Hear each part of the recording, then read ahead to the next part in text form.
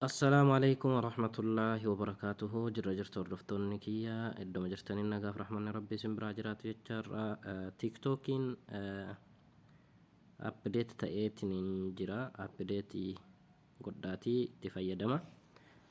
Akkuma sooshaal miidiyaa biraa akkuma fakkeenyaaf feesbuukaatitti jechuudha.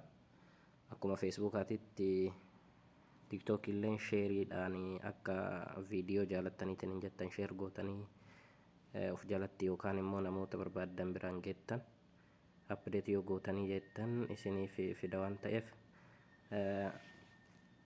pileestoor seenaatii apdeet godha. Anammaa isinitti agarsiisa. Apdeet godhee waan hin jiruu fi isinii apdeet yoo gootaniitiin hin jettan iddoo kanatti apdeet isa jedhutu isinii dhufa gubbaa kanarratti apdeet gootanii kaatanii keessa seentanii kallattiiwwan keessa seenee isin agarsiisu.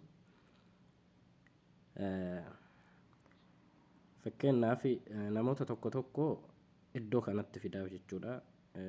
Iddoo kanatti fidaaf mallattoo sheeriidha. Iddoo kanatti yoo inni isinii fideetiin hin jedhe mallattoo akkanaa tana jechuudha. Mallattoo akkanaa tana iddoo la'aanu kanatti isinii fida. Kanaafuu sheer gootaniitiin nama biraan ga'uudhaaf namoota achitti isiniif hin finne immoo sheerii matana fayyadamtan jechuudha. Sheerii matana fayyadamtanii akkanatti sheer gootanii iddoo asitti gartan kana jechuudha. Riipoost isii jettu tana jechuudha.